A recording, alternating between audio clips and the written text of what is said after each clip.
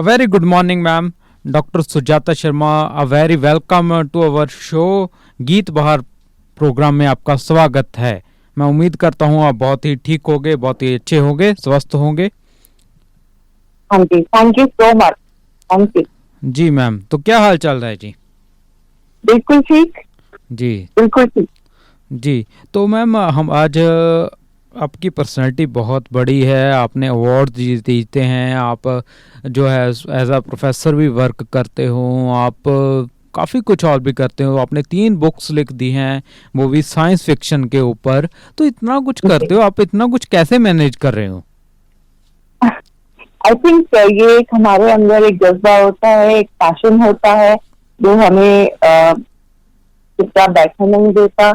काम तो करते ही हैं हम एम्स में, जी और एम्स से मैं काफी सालों से हूँ, जब से मैं अपने स्टूडेंट डेज से हूँ और अब अच्छा प्रोफेसर जी। हूँ। और यहाँ पे ऐसा एक माहौल है कि हम हमेशा एक एक्सेलेंस की तरफ ही जाने की कोशिश करते हैं। काम के बावजूद भी कुछ और करने का मन करता है, जैसे कि जी मुझे बहुत मन है कि मैं जो भी कॉमन मैन है, जो सोसाइटी है, उसके पास मैं साइंस को लेकर जाऊँ, जी विज्ञान को सोसाइटी के पास लेकर जाऊँ। इसलिए मेरा मन बहुत करता है कि मैं किताबें लिखूं जो मेडिकल साइंस से रिलेटेड हो, जो सोसाइटी भी समझता है। जी, बिल्कुल जी, बहुत अच्छा। और आप काम कर भी रहे हो, मैं पिछले कुछ सालों से आपको फॉलो भी कर रहा हूँ, तो आपकी बुक्स तो कमाल होते ही हैं, साथ में जो आपका थ्रू आउट एक्टिविटीज़ होती हैं वो भी काफ़ी इम्प्रेसिव होती हैं। तो इस दौरान मैं ये भी जानना चाहूँगा मैम कि लाइक आप एक जो है मेडिकल में इतने अच्छे ओहदे पे डिपार्टमेंट में सर्विसेज दे रहे हो, तो पहले तो थोड़ा सा हमें ना उस चीज़ के बारे में बताओ कि आपके डिपार्टमेंट में आप कौन सा डिपार्टमेंट है और क्या क्या जो है सर्विसेज सोसाइटी को बीइंग अ डॉक्टर दे रहे हो? एक्चुअली मेरा जो डिपार्टमेंट है वो है department of biophysics in New जी दिल्ली। जी। और यहाँ पे हम मेजरली जो करते हैं वो हम रिसर्च करते हैं, और अच्छा जी। रिसर्च होती है नई जो ड्रग्स हैं, नई ड्रग का निर्माण, न्यू ड्रग डेवलपमेंट। जी तो जैसे कि आप देखते हैं कि आजकल सारी जो ड्रग्स हैं वो उससे रेजिस्टेंस हो गई है, मतलब लोगों को ड्रग्स असर नहीं कर रही हैं, या फिर जैसे अभी कोविड आया है उसके लिए कोई दवाई नहीं है। जी तो उसके लिए हम बेसिकली रिसर्च करके जो भी कोरोना वायरस की रिसर्च करके और उसके प्रोटीन के ऊपर सारा देखकर और उसके अगेंस्ट जो दवाइयां हैं उनके बारे में हम पूरा स्टडी करके और नई दवाइयां बना। जी जी जी। तो आपने इसी दौरान बात कर दी है कोविड की, कोरोना वायरस की। जो कोरोना वायरस पिछले 1.5-2 साल से हमारी ज़िंदगी में इस कदर आया कि जाने का नाम ही नहीं ले रहा। काफ़ी इसने स्ट्रेस टेंशन बढ़ा रखी है, और जहां पूरे देश में इसने हाहाकार मचाई है, उस दौरान सबसे जो बड़ी प्रॉब्लम्स देखने को मिली वो मिली दिल्ली में। और दिल्ली का जो सबसे बड़ा हॉस्पिटल है, आप वहां पर बैठे हो, तो कैसे वो दिन थे हम जानना चाहेंगे आपकी ज़ुबानी।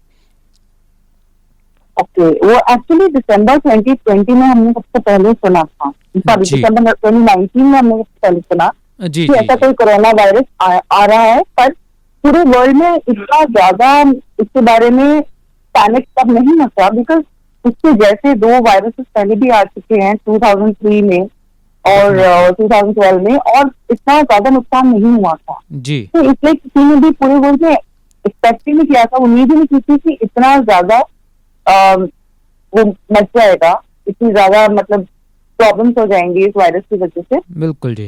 और और फिर आई थिंक जनवरी फरवरी में जब WHO ने कहा कि ये पैंडेमिक हो सकता है, उस टाइम पूरा वर्ल्ड, तो और सारी कंट्रीज की, सबसे पहले तो और कंट्रीज में आया, इंडिया में थोड़ा बाद में आया। जी तो तब लोगों को ये फील होने लगा कि नहीं, ये तो कुछ है और इसके साथ हमारी पूरी लाइफ एक तरीके से फैल जाएगी। और जी ऑफकोर्स तब ज्यादा डर था, अभी मेरे ख्याल से डर थोड़ा कम हो गया है क्योंकि वैक्सीन की आ।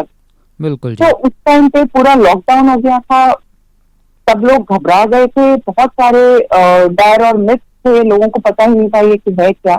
और उस जी टाइम खाली डॉक्टर्स थे, पैरामेडिक्स थे, साइंटिस्ट थे जो बस काम कर रहे थे। इसके अलावा ऑफकोर्स पुलिस ऑफिसर, सिक्योरिटी और सारे कोरोना वॉरियर।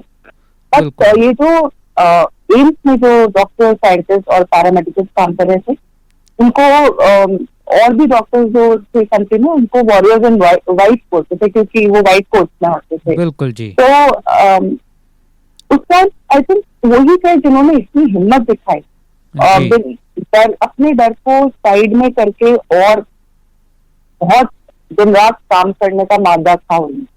जी तो वो एक जो पहले 3 महीने थे वो मेरे ख्याल से बहुत ज्यादा डरावने थे सब लोगों के लिए। बिल्कुल और मैम। उस टाइम पे ये बिल्कुल सिपाहियों की तरह बॉर्डर पे आगे आए थे। जी बिल्कुल, तो हम बातचीत कर रहे हैं डॉक्टर सुजाता शर्मा के साथ, जो एम्स न्यू दिल्ली में अपनी जो है सेवाएं हम सभी को दे रही हैं। आप एक माहिर डॉक्टर हैं। आपकी बातचीत की बात करें तो आप काफ़ी जो है एक्सपीरियंस भी रखते हो, मेडिकल में आपने पढ़ाई भी बहुत अच्छी की है। तो इस दौरान मेरे दिमाग में एक सवाल आ रहा है, जो मेरा ख्याल है आप मुझे सही से जवाब दे सकोगे। तो वो सवाल ये है, जो हम सुनते हैं कि कोरोना वायरस आ गया, अब इसकी थर्ड वेव आ गई, इसकी सेकंड वेव आ गई, अब थर्ड वेव आ सकती है। ये सारी चीज़ें क्या होती हैं एक्चुअली? क्योंकि वायरस तो ऑलरेडी ऑल द टाइम कह तो सकते हैं कि मौजूद रहता है, पर फिर भी उसकी वेव की जो प्रॉब्लम होती है, ये वेव हम कब कहते हैं? वेव हम तब कहते हैं जब बहुत सारे केसेस एक साथ आते हैं। जी वैसे तो आप देखें तो पॉपुलेशन में थोड़े थोड़े केसेस आते रहते हैं, जी पर जब एक दिन में जब बहुत सारे आ जाएं या फिर एक महीने में बहुत सारे आ जाएं तो उसको वेव कहते हैं। जी मैम बिल्कुल। तो जैसे फर्स्ट वेव आई थी, वो आई थी इंडिया में, हर कंट्री में अलग अलग आती हैं वेव। जी और इंडिया में फर्स्ट वेव एक्चुअली आई थी 2020 में सितंबर में। जी उसके बाद क्या होता है कि इस वायरस के कई तरह के वेरिएंट्स होते हैं, रूप होते हैं। जी तो उस जैसे कई बार उस वेरिएंट से लोग रेजिस्टेंट हो जाते हैं, जैसे फिर उनको असर नहीं करता तो वेव चली जाती है। जी और फिर जब दूसरा वेरिएंट आता है या फिर जब लॉकडाउन खुलता है, कई और लोग जाके फिर इकट्ठे होते हैं, क्राउड करते हैं, तो फिर से इन्फेक्शन शुरू हो जाते हैं, फिर से एक वेव आ जाती है। जी मैम। हाँ जी, तो इस दौरान आपने वॉरियर्स इन वाइट की बात की, जो आपने बुक भी लिखी है इस चीज़ के ऊपर, तो उस बुक के बारे में भी हम जानना चाहेंगे, तो थोड़ा बताइए उस किताब के बारे में भी। जैसा कि मैंने आपको अभी पहले कहा था कि इस टाइम पे कोविड पैंडेमिक शुरू हुआ था और सब लोग लॉकडाउन में थे, और जी। वो टाइम था जब हमें एक भी छुट्टी नहीं मिलती थी इसमें, हमें रोज अच्छा जाना जी। होता था। जी कई बार तो हम वहीं पे रात भी बिताते थे, घर नहीं आते थे, ओके। और हम फैमिली से दूर रहते थे। मैं अपने पेरेंट्स से मिलने में गई थी बहुत महीना तक, अच्छा क्योंकि जी। हम हॉस्पिटल में लैब में रहते थे, और ऑब्वियसली तो उससे इन्फेक्शन का डर हमें ज्यादा होता था। तो हमें डर लगता था कि जो हमारे पेरेंट्स हैं या जो भी बड़े बुजुर्ग हैं उनसे हमला न हो। जी तो मेरे जैसे और लोग भी थे, और स्पेशली वो जो रेसिडेंट डॉक्टर्स थे जो एक्चुअली वार्ड में थे, जो जी पेशेंट से बिल्कुल फ्रंट लाइन पे जूझ रहे थे, उनकी हालत कुछ और ही थी, क्योंकि उनको ड्यूटीज करनी पड़ रही थी बहुत लंबी लंबी, और जी वो भी पीपीई पहनकर। जो पीपीई में आप 8 घंटे तक बिल्कुल आप उसे चेंज नहीं कर सकते, आप खाना नहीं खा सकते, पानी नहीं पी जी सकते, बाथरूम भी नहीं जा सकते उस हालात में। और बहुत गर्मी होती थी क्योंकि एसी नहीं चला सकते थे। उस टाइम पे ये मिथ था कि एसी में वायरस ज्यादा फैलता है, जी तो बहुत पसीना आता था और वो लोग लगे रहते थे। तो तब मैंने सोचा कि क्यों ना मैं एक किताब लिखूं जिसमें मैं इन सबकी सर्विस को एक तरीके से डालूं। जी। तो मैंने 7 लोगों की कहानियां लिखी हैं इसमें, अच्छा जी। मुझसे सच्ची कहानियां। मैंने शुरू जी करा है डॉक्टर संदीप गुलेरिया जो हमारे डायरेक्टर हैं, उनकी लाइफ जर्नी से। तो जी डॉक्टर दमनजीत हैं, वो पीजीआई में है तो उनके अपनी स्टूडेंट, अब पीजीआई में वो रेसिडेंसी कर रहे हैं, तो उनको हियरिंग डिसेबिलिटी है, जी उनको हियरिंग एड पाने पड़ते हैं। पीपी पहनकर जब पसीना आता है तो कई बार उनके हियरिंग एड बंद भी हो जाती है, जी ऐसे कंडीशन में काम करना पड़ता है। और भी मैंने डॉक्टर अर्चना सोची हैं जो एम्स में ही है, और कैसे उन्होंने जूझा इस डर से, तो उन्हें लगा कि वो इन्फेक्ट हो गई है, फिर भी वो लगी नहीं काम। जी डॉक्टर सौरभ भाटिया है जिन्होंने जैसे इस टाइम लोगों को, स्पेशली जो ये रेसिडेंट डॉक्टर्स हैं, उनको बहुत ज्यादा डिप्रेशन और एंजाइटी होती है, तो जी कैसे उन्होंने उस चीज से जूझा और लोगों को भी इसको हेल्प किया। जी डॉक्टर मैम। वासुदेव गुप्ता है, वो रेडियो हॉस्पिटल में है, उनके बारे में मैंने लिखा कि कैसे वो ड्यूटी पे डटी रही। तो ऐसे कुछ एग्जाम्पल्स हैं जो मैंने दिए हैं। जी मैम। जी सारी स्टोरी बिल्कुल सच्ची है। और मैंने एक स्टोरी में, डॉक्टर गुलेरिया की स्टोरी में ये भी लिखा है कि कैसे एम्स पर शुरुआत हुई थी, पहला पेशेंट कैसे आया था, कैसे ब्रिक बाय ब्रिक एम्स शुरू हुआ और इस स्टेज पर आया है अभी की सब लोगों को और सारे हॉस्पिटल को लीड कर। जी मैम। जी जी, तो इस दौरान मैं ये भी जानना चाहूँगा कि जब भी ज़िंदगी में टेंशन आती है, स्ट्रेस आती है, प्रॉब्लम्स आती हैं, तो अक्सर हमारा जवाब होता है कि इससे पहले हमने वो भी तो देखा था। जी तो इस तरह की हमारे एक बात होती है जिससे हम बोलकर अपना कॉन्फिडेंस बूस्ट बूस्ट करते हैं। तो एक बीइंग अ डॉक्टर, अगर मैं आपसे पूछूं कि आप लोग जब एक दूसरे को हौसला देते थे तो किस प्रकार से बातें करते थे, कौन कौन सी ऐसी एग्जांपल्स थी जो देते थे? एक्चुअली ये चीज कोविड जो आया, आई थिंक हम सबकी जिंदगी में पहली बार ऐसा कुछ आया। जैसे जी कि जो मेरे पेरेंट्स हैं वो भी, उनकी लाइफ में भी वो पहली बार ही आया। जी तो किसी को बिल्कुल पता नहीं था कि किस तरह से एक दूसरे की हौसला अफजाई करें। उस टाइम पे तो ये था। और जी फिर धीरे धीरे जब हमने पीछे थोड़ा, हम हिस्ट्री में भी पढ़ने लगे कि ऐसे पैंडेमिक आए हैं पहले, ऐसा नहीं है कि ये पहला पैंडेमिक है। जी अगर आप देखें 18 सेंचुरी में भी, 17 सेंचुरी, यहाँ पे भी 13 सेंचुरी में भी पैंडेमिक आए थे। और जी एक मैम। स्पेनिश फ्लू आया था, वो आया था करीब 100 साल पहले। और जी उस मैम। टाइम पे वैक्सीन भी नहीं थे और फिर भी हम लोग अभी भी जिंदा हैं, अभी भी बिल्कुल मैम। आप देखिए पृथ्वी पे सब लोग जी रहे हैं। जी तो जब बिना वैक्सीन के भी हमने किसी तरीके से कर लिया इसको, हम लड़ाई जीत लिया, तो अभी तो हम इस पॉइंट पे हैं कि वैक्सीन 1 साल में आते हैं। बिल्कुल मैम। और इतनी ज्यादा अवेयरनेस है। अब आप देखिए कि हम घर पे बैठे ही एक दूसरे से बात कर सकते हैं, इंटरनेट है सबके फोन पे, इतनी ज्यादा नॉलेज है जो हम एक दूसरे को दे सकते हैं। तो क्यों नहीं हम इस लड़ाई को जीतेंगे, जरूर जी जीतेंगे। तो ये एक रीजन था। तो इसलिए स्पेनिश फ्लू का हमने एग्जाम्पल जरूर दिया एक दूसरे को कि जब वो हो सकता था तो हम ये भी कर सकते। जी, बिल्कुल जी, बहुत ही सही कहा आपने। तो ये तो बात हुई कोविड की, और कोविड के दौरान आपके द्वारा लिखी गई बुक के बारे में। तो इसके अलावा आपने 2 और बुक्स भी लिखी हैं, तो मैं उन जी, बुक्स के बारे में भी बातचीत करना चाहूँगा कि वो बुक्स किस बारे में है, उसमें आपने क्या दर्शाया है? जो मेरी पहली किताब है वो थी the secret of red crystal. वो जी। मेरी सारी किताबें जो होती हैं वो आत्मकथाएं होती हैं, अच्छा जी। ऑटोबायोग्राफी होती है। मैं जी। कभी भी कुछ और नहीं लिखती हूँ, बस अपने बारे में जो भी सच है वो लिखती हूँ।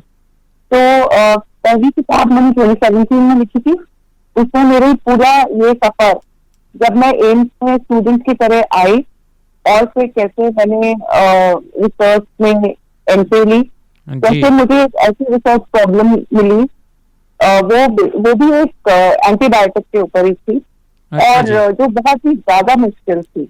जी। और उसको पूरा करना एक एक ख्वाब था जो बहुत मुश्किल था, जो पूरे वर्ल्ड में लोगों ने इस पे काम किया था और छोड़ दिया था। जी। और मुझे पूरे 11 साल लगे थे उस प्रॉब्लम को सॉल्व करने में, पर वो हो अच्छा गई जी, थी। इतना लंबा टाइम? हाँ, और जी, रिसर्च एक ऐसी चीज है जिसमें बहुत लंबा सफर होता है और बहुत जी। ज्यादा पेशेंस की, बहुत सारा धैर्य की, सब्र की जरूरत होती है। जी। और उसको बीच में छोड़ दें आप ये सोचते कि ये कुछ और इजी चीज उठा लें, आसान चीज, तो आप वहीं पे हार जाएंगे। तो जी। इसमें लगे रहना होता है, जो कि मेरे ख्याल से जिंदगी की हर बड़ी चीज में लगे रहना होता है। जी। और फिर उसका जो एंड हुआ वो बहुत अच्छा था, क्योंकि जो उस टाइम पे जो प्रेसिडेंट थी मिसेस प्रतिभा पाटिल, उन्होंने मुझे एक नेशनल अवार्ड दिया था उस काम के लिए। तो वाह ये जी जो वाह! किताब थी वो सफर थी, जो शुरू हुई थी मेरे स्टूडेंट डेज से और खत्म हुई थी उस प्रेसिडेंट अवार्ड से। तो मैंने जी। उस बुक के माध्यम से ये पूरा दिखाया है कि कैसे रिसर्च करते हैं और कैसे एक वुमन होके, एक औरत होके आप पूरा बैलेंस करते हैं। क्योंकि उसमें मैंने ये भी डिस्क्राइब किया कि कैसे शादी होके, बच्चे होके भी आप अपना करियर को मेंटेन कर सकते हैं। ऐसा जी। नहीं है कि एक चीज छोड़नी पड़ेगी, दोनों चीज पॉसिबल है। जी मैम। और 2019 में मैंने दूसरी बुक लिखी ड्रैगन फ्लाइज पर्पस। वो एक्चुअली 2017 में मुझको एक ऑटो इम्यून डिसीज हुआ था, उसका नाम है गुलेन बारे सिंड्रोम, और अच्छा जी। उसमें पूरी बॉडी पैरालाइज हो जाती ओह! है। हाँ जी, और उसमें डेथ भी हो जाती है। जी। बट अगर डेथ नहीं होती तो पैरालिसिस तो हो ही जाता है, वो डिफरेंट रेट का होता है। तो वो जी। मुझे सडनली हो गया था, और एक अच्छा टाइम जी। ऐसा लगा था कि अब मुश्किल है जीना, अब शायद मैं ना आगे जी पाऊं, और अगर जीऊंगी तो शायद दिल से अकेले रहूंगी। जी। तो वो पूरा सफर कैसे मैंने इस चीज को अपने दिल पर से ओवरकम किया, कैसे मैंने अपने डॉक्टर और अपनी फैमिली की मदद से इस पॉइंट पर मैं आई कि मैं वापस नॉर्मल लाइफ जी पा रही। जी। तो मैंने इसलिए वो बुक लिखी ताकि जो लोग किसी भी रोग से ग्रस्त हैं, या कोई भी ऐसा उनको रोग है जिसमें उनको पैरालिसिस हो जाता है, या फिर कोई लंबी बीमारी हो जाती है, तो कैसे वो चीज को पॉजिटिवली सकारात्मक तरीके से देखकर और हिम्मत पाकर और फिर अपने ऊपर मेहनत करके वापस रिकवरी पा सकते हैं। जी। जी, बहुत ही जो है प्रभावशाली काम है आपका सारा ही, मुझे सुनकर बहुत अच्छा तो लग ही रहा है, साथ में बड़ी दिलचस्पी हो रही है कि समय मिले तो मैं भी इन किताबों को ज़रूर पढ़ूंगा। तो डॉक्टर जी, हाँ। सुजाता शर्मा जी, मुझे बहुत अच्छा लग रहा है आपसे सारी बातचीतें जानकर। तो इस दौरान अगर आपको मिले हुए अवार्ड्स की बात करें तो वो भी एक लंबी लिस्ट बन जाती है। यंग साइंटिस्ट अवार्ड भी है, वुमेन साइंटिस्ट अवार्ड भी है, और बहुत सारे अलग अलग अवार्ड्स हैं।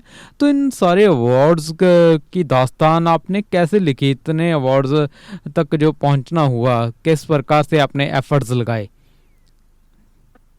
इसमें एक्चुअली जो फर्स्ट अवार्ड मैंने अभी आपको बताया था, वो मुझे मिला था जी। प्रेसिडेंट से उस टाइम पे, और उस टाइम जो मिनिस्टर थे science and technology Kapil Sibal, उनसे मिला था। वो जी। था नेशनल बायो साइंटिस्ट अवार्ड।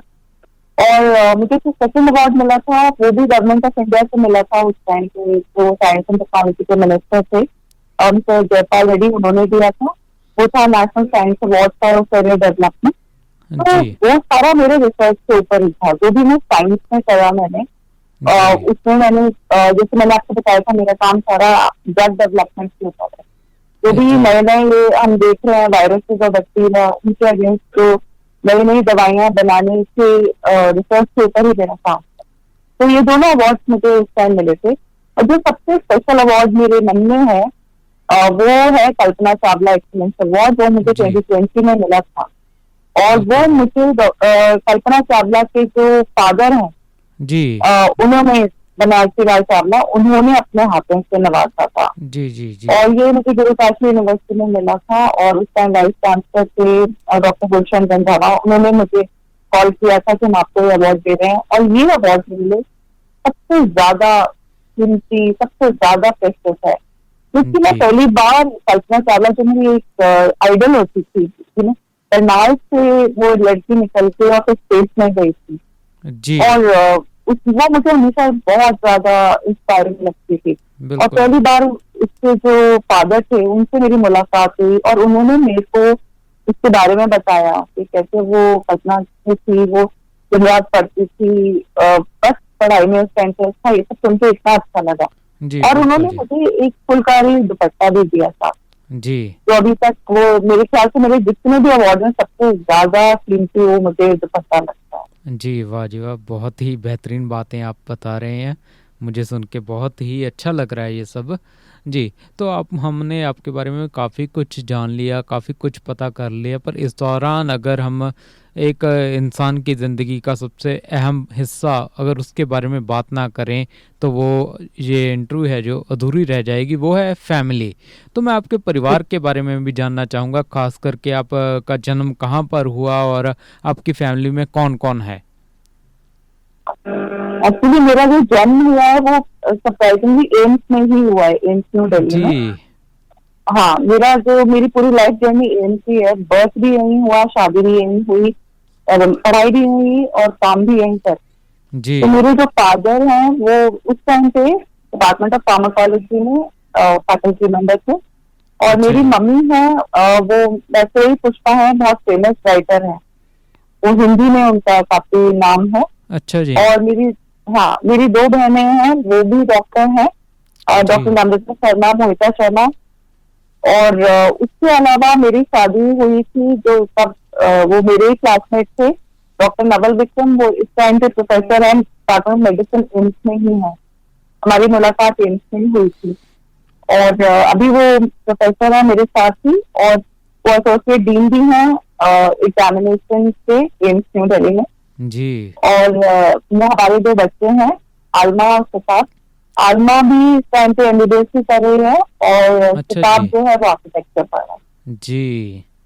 जी, है। हाँ, तो मतलब तो हेल्थ, हमारी फैमिली डॉक्टर्स की है। बिल्कुल जी, तो हेल्थ को मिशन बनाया हुआ है पूरे परिवार ने और जी। लगातार। जी, बहुत अच्छी बात है जी, हमें नाज है आप जैसे ना केवल डॉक्टरों पे बल्कि पूरे के पूरे जो खानदान है जो लगातार समाज के हेल्थ की, लोगों की हेल्थ के लिए लगातार जो अपने शानदार एफर्ट्स हैं लगा रहे हैं। बहुत अच्छा लग रहा है मुझे बातचीत करके। तो इस दौरान मैं सोशल मीडिया की भी बात करूंगा। आप सोशल मीडिया पे भी काफ़ी एक्टिव रहते हैं हो, और इस जी। दौरान आप बहुत पॉजिटिव होते हो। सोशल मीडिया पे आपको पढ़ने का, आपको देखने का बहुत जो है वो आनंद आता है, बहुत अच्छा लगता है। तो ये पॉजिटिविटी खास करके जब आप इतनी टेंशन वाली जगह पर रहते हो, बीमार लोगों से मिलते हो, इस दौरान इस पॉजिटिविटी जो आप रखते हो और खासकर सोशल मीडिया पर जो है उस चीज़ को सर्कुलेट करते हो, मैं उस चीज़ के बारे में भी जानना चाहता हूँ। एक्चुअली मैं शुरू से ही बहुत बहुत पॉजिटिव पर्सन रही हूँ, जी, और मेरे कुछ लग रहा है। एक्सपीरियंस ने भी मुझे सिखाया। और अभी मैं आपको बताया था कि मुझे एक डिसीज हो गया था जिसमें मुझे लगा था कि शायद आज मेरा आखिरी दिन है। एक पॉइंट आया अच्छा था जी। मेरी जिंदगी में, मुझे लगा कि आज की जो शाम है शायद मेरी आखिरी शाम है, और जी। शायद मैं कल का दिन नहीं देखती। तो जी। मुझे ये लगता है कि हमें पता ही नहीं है कि हमारा आखिरी दिन कौन सा है। जी। अ, तो बीमार लोग होते हैं उन्हें तो पता चल जाता है, पर जो बीमार नहीं होते उन्हें ये भी नहीं पता कि आज सीजन कौन सा है। तो जब हमें ये बात पता ही नहीं है तो हम इतना टेंशन क्यों लेते हैं छोटी छोटी बातों का। इसलिए जी। अगर आप देखें तो हर बात छोटी ही है, कुछ ही दिन का तो सफर है, तो हम इतना सोचते ही क्यों है, क्यों नहीं हम हमेशा खुश रहते हैं। अगर जी। सोच लीजिए आज आज आपका आखिरी दिन है या मेरा आखिरी दिन है, तो क्यों ना हम आज का दिन सब कुछ वो कर लें जो हम करना चाहते हैं। क्यों नहीं हम इतना खुश रहते, क्यों नहीं हम सबसे इस तरह से किसी से बात करते कि हमें लोग याद रखें आगे भी। जी। कि हाँ, मैंने उससे लास्ट टाइम बात की थी, उसने मुझे कितनी अच्छी बात बताई थी। तो बस मैं यही सोचती हूँ, और मेरे साथ तो हो भी चुका है कि मुझे लगा कि अब आगे जिंदगी नहीं है। तो अगर हम इस तरह से जिएंगे तो शायद हमेशा खुशी रहेंगे। हमें जी। लगता है कि शायद हम हमेशा ही जीते रहेंगे, और इसीलिए हम छोटी छोटी बातों को लेकर परेशान होते हैं कि कोई जरूरत। जी। और सोशल मीडिया एक बहुत अच्छा तरीका है, इसलिए 1 साल से जब हम एक दूसरे से मिल नहीं पा रहे हैं, कि बिल्कुल। हम एक दूसरे एकदम रीच आउट करें, एक दूसरे के पास पहुंचे, अपने जो ईगो है, अपने इस ईगो को साइड में रखें। कोई बड़ा कोई छोटा नहीं होता, जी। सब लोग एक दूसरे के दोस्त हैं, और बिल्कुल जी। एक दूसरे का जिसका भी मनोबल है वो बढ़ाएं। जी। बिल्कुल जी, बहुत। और ये मैं चीज़ आपकी पोस्ट से अक्सर नोट भी करता हूँ, तो वाकई में ही आपकी कमाल की बातें होती हैं।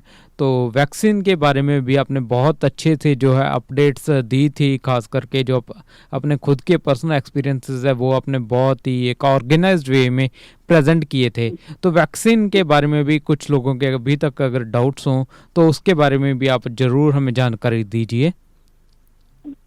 एक्चुअली वैक्सीन ही एक तरीका है जिससे हम कोविड पैंडेमिक को हरा सकते हैं, और कोई तरीका नहीं है। क्योंकि जी। ये जो वायरस है ये 2 ही तरीके से जाता है, कि या तो हम खुद इन्फेक्ट हो जाएं और फिर रेजिस्टेंस आ जाए हमारे अंदर, या फिर हम वैक्सीन लगा लें। तो खुद इन्फेक्ट होने में तो सबसे बड़ा डर होता है कि ये गंभीर बीमारी ना बन जाए।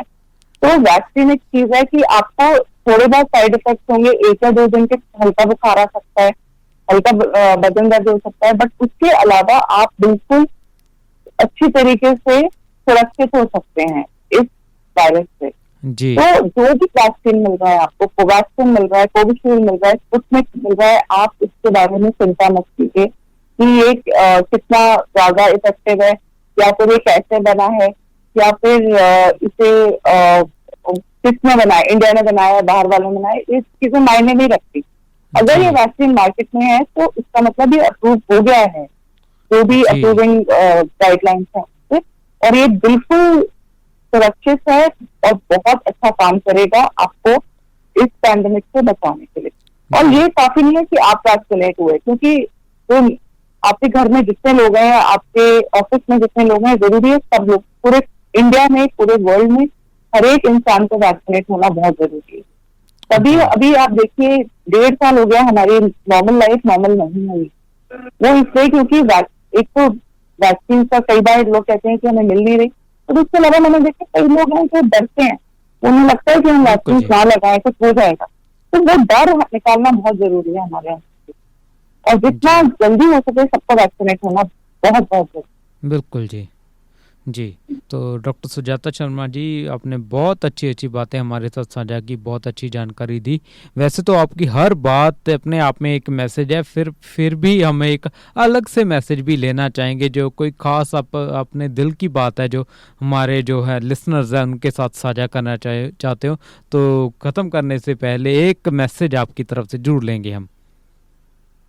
अच्छा, मेरी ये एक्चुअली एक जिंदगी का प्रिंसिपल है कि जैसे कि उस मूवी में शाहरुख खान ने कहा था कि पिक्चर अभी बाकी है, तो मैं हमेशा अपनी जिंदगी को ऐसे ही जीती हूँ कि जी, अगर हैप्पी एंडिंग नहीं हुई है, अगर आपका जो भी एंड होता है वो खुशी वाला नहीं हुआ है, तो जरूर अभी पिक्चर बाकी है। तो कभी भी उम्मीद को, होप को छोड़ना नहीं चाहिए, हमेशा ही सोचना चाहिए कि कल का दिन जो आएगा वो मेरे लिए बहुत बहुत अच्छा होगा। जी, इस तरह से आप जिएंगे तो जरूर, और ये सोच लीजिए कि अगर कुछ खराब भी हुआ है, जो कि अक्सर लगता है हमें कि खराब हो गया, बिल्कुल होता जी, नहीं है, पर उस टाइम हमें लगता है कि कुछ खराब हो गया या हमारे मन का नहीं मिला है, जरूर उसमें कोई अच्छाई छुपी हुई है। क्योंकि कहते हैं कि अगर अपने मन का हो तो अच्छा है, पर अगर अगर ऊपर वाला या खुदा से मन का हो तो और भी ज्यादा। तो आप जी, इसमें जो भी ऊपर वाला है, गॉड या खुदा या आपका रब, उसकी जी। मर्जी आप मान के हर चीज को जरूर एक्सेप्ट कर लीजिए, क्योंकि आगे उसी में आपकी भलाई है, उसी में खुशी है, और ये सोच के हमेशा खुश है। जी, जी, तो बहुत ब्रिलियंट मैसेज भी आपका, बहुत अच्छी बातें की आपने, आपका हर एक वर्ड गोल्डन वर्ड था, बहुत अच्छा लगा मैडम आपसे बात करके। तो हाँ जी। जी, रेडियो पंजाब टुडे के प्रोग्राम गीत बहार में खास मुलाकात के तहत आपका जुड़ने के लिए डॉक्टर सुजाता शर्मा जी, मैं जसप्रीत सिंह आपको बहुत-बहुत शुक्रिया करता हूँ, बहुत-बहुत thanks ma'am. Thank you so much. जी, थैंक यू। जी, बहुत-बहुत शुक्रिया जी।